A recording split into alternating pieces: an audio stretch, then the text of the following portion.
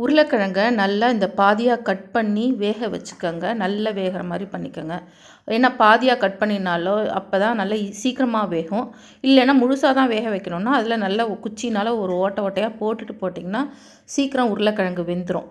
அது மாதிரி இதை பாதியாக கட் பண்ணி தேவையான அளவுக்கு உருளைக்கிழங்க வேக வச்சுக்கோங்க. துளி ஒரு பிஞ்சு உப்பு போட்டு கூட வேக வச்சுக்கலாம். வேக வச்சு நல்லா இந்த மாதிரி தோல் உரித்து வச்சுக்கோங்க.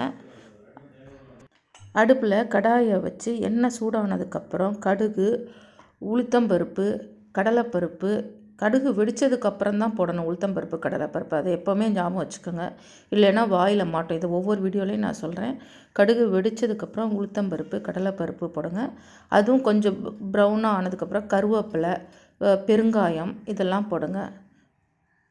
ஜீரகம் போடுறேன். இப்போ ஜீரகத்தை போட்டிருக்கேன் கொஞ்சம். எப்போவுமே ஜீரகத்தில் மோஸ்ட்லி எல்லா சமையல்லையும் சேர்த்துக்கோங்க. தயிர் சாதத்துக்கு கூட போடலாமாங்க.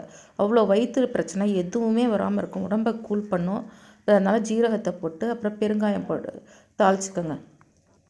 இப்போ எல்லாமே பொரிஞ்சதுக்கப்புறம் நம்ம உருளைக்கிழங்க எடுத்து போடணும். ரெண்டு ரெண்டாக கட் பண்ணிக்கோங்க. அடுப்பில் போட்டுட்டு கூட சின்ன சின்ன பீஸாக கரண்டினால் கட் பண்ணிக்கலாம். ஏன்னா நல்லா வெந்திருக்குல்ல, அதனால் இப்போ அப்படியே பெருசாகவே போடுறேன். பெரிய பீஸாக போட்டுட்டு அதுக்கப்புறமே கூட சின்ன சின்னதாக கட் பண்ணிக்கலாம் பாதியாக. நல்லா வெந்ததுனால ஈஸியாக வெட்ட வரும். இது பாருங்கள், இப்போ நான் வெட்டி காட்டுறேன் உங்களுக்கு. பாருங்கள், இப்படி கரண்டினால் ஒரு அமுக்கினாலே ரெண்டாயிடும். போட்டு நல்லா பெரட்டிக்கிட்டு நம்ம இதில் உப்பு, சாம்பார் பொடி எல்லாம் போடலாம். சில பேர் வேணும்னா தனியா பொடி போடலாம், ஜீரக பொடி போடலாம். ஜீரகம் ஆல்ரெடி போட்டிருக்கனால ஜீரக பொடி வேணாம். கரம் மசாலா பிடிக்கும்னா கரம் மசாலா போட்டுக்கலாம்.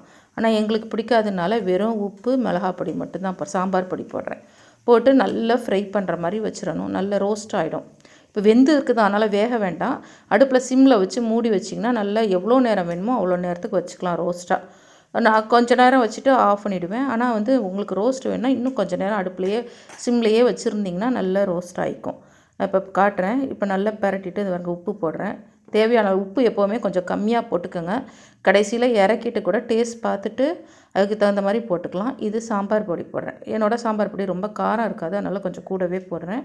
போட்டு நல்லா சுற்றி விட்டுக்கோங்க. நல்லா பரட்டிட்டிங்கன்னா நல்லா இப்போ ஃபுல்லாக ஆகிடும். ஆகிட்டு மூடி வச்சுருங்க. மூடி சிம்லேயே இருக்கட்டும் அடுப்புங்கன்னா நல்லா ரோஸ்ட் ஆகும். ஃபுல்லாக ரோஸ்ட் ஆகும். அது வரைக்கும் வெயிட் பண்ணுங்கள். நல்லா சுற்றிட்டிங்களா? அந்த மிளகா பொடியும் உப்பும் எல்லா இடத்துலையும் ஸ்ப்ரெட் ஆகணும் உருளைக்கிழங்குல. அந்த மாதிரி வைங்க. வச்சாச்சா? நல்லா சுற்றியாச்சா? கட் பண்ணுறேன். ஏன்னா இன்னும் கொஞ்சம் சின்ன பீஸாக இருந்தாலே போதும். ரொம்ப முழுசாக போட்டிருக்கேன்ல, அதனால் தேவையான அளவுக்கு இந்த பாருங்கள் சின்ன சின்ன பீஸாக கட் பண்ணியிருக்கேன். இப்போ நம்ம மூடி வச்சிடலாம். மூடி வச்சிட்டோன்னா கொஞ்சம் நேரம் அப்படியே சிம்லேயே இருக்கட்டும். அடுப்பு வச்சுருங்க.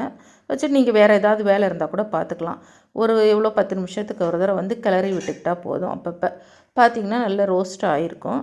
இன்னும் நல்லா ரோஸ்ட்டாக வேணால் இன்னும் கொஞ்சம் வச்சுக்கலாம். வச்சுட்டு நல்லாவே திருப்பி விட்டிங்கன்னா நல்லா எவ்வளோ நேரம் வைக்கிறோமோ அவ்வளோக்குள்ள நல்லா ரோஸ்ட் ஆகிருக்கும். இன்னும் எண்ணெய் உங்களுக்கு வேணும்னா விட்டுக்கோங்க. எனக்கு இந்த அளவுக்கு எண்ணெயே போதும். ஆல்ரெடி வெந்ததுனால இதுவே போதும்.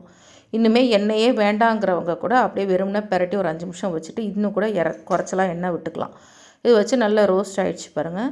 இன்னும் ரோஸ்ட்டாக வேணும், நல்ல ப்ரௌனாக வேணும், கிறிஸ்பாக வேணும்னா இன்னும் கொஞ்சம் எண்ணெயை விட்டு அப்படியே மூடி வச்சிங்கன்னா நல்லா கிறிஸ்பாகிடும். இப்போ கடைசியாக அடுப்புலேருந்து இறக்கினதுக்கப்புறம் கொத்தமல்லி தழையை போடுங்க. நல்லா கொத்தமல்லி தழையை எப்போவுமே அலம்பிட்டு போடணும். ஏன்னா மண் இருக்கும். நல்லா அலசிட்டு போடுங்க. இது உங்களுக்கு பிடிச்சிருந்தா லைக் பண்ணி ஷேர் பண்ணுங்கள். என்னோடய சேனலை சப்ஸ்கிரைப் பண்ணுங்கள். தேங்க்யூ ஃபார் வாட்சிங்.